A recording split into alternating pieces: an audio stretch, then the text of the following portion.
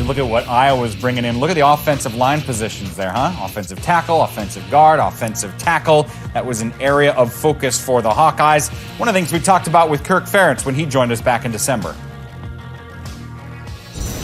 I'm not big on ranking them, but this has been a really unique year. You look back a year ago, the class that we signed, you look at the conditions they had to go through when they got on campus. Really, they couldn't go to class because summer school pretty much got canceled. And, a lot of really strange turns. So these guys have really done an impressive job since they got here in June. And then same thing with this class. You think about the conditions for recruiting. Everything got shut down pretty much in mid-March. So it's been a whole different world of recruiting, and it's kind of interesting. Obviously, we haven't been able to have face-to-face contact since that time, but we probably had more contact just because we had less to do as coaches. There was no spring ball. Players didn't get back till June. So in some strange way, we almost feel like we know this class better in a deeper way.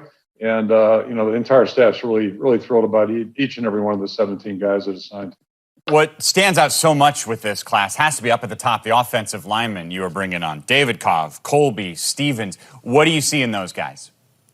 Well, just we like each and every one of them. And they're all a little bit different stories, certainly. But, some of them have been in camp. As you notice, our whole class is probably as Midwestern as we've had. Joey Labas is the only guy that really had a lengthy drive, 10 hours to get here. But So a lot of these guys we had ties with 2 years ago, and had them in camp, got to know them a little bit, and one thing's ability, one thing is seeing the guys on tape, but just getting to know them a little bit, and getting a feel for their character, projecting what their work ethic will be, and the level of pride, those types of things. That stuff's all really important, especially with the offensive linemen.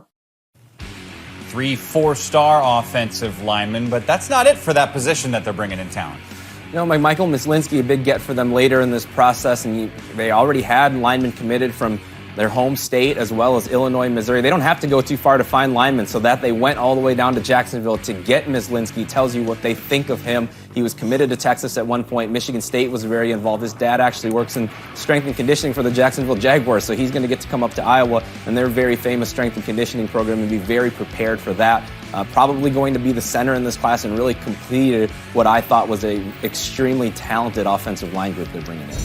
Let's be crystal clear about this, too. This isn't a good class for Iowa. It's a great one. I mean, 7-8 years ago, they were like 59 and 61 in terms of their recruiting rankings.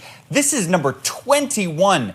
Howard, for them to do this, especially in the world of battling COVID, what does it say about the way that they were able to communicate with their players? Well, to me, when you start to think about their ability to connect with players, that's got to be one of the huge keys here when you think about it. Because when you think about Iowa football, at least for me, you think about the players being able to get on campus, be around the program, be around some of the other players and also around the coaches to really get a good feel for what this program ultimately is about. But they had to shift that because of COVID. And I thought they've done an unbelievable job of using technology to get them into this position. And I think this only bodes well for them moving forward. So now this is a program I think consistently should be in this range when you talk about recruiting.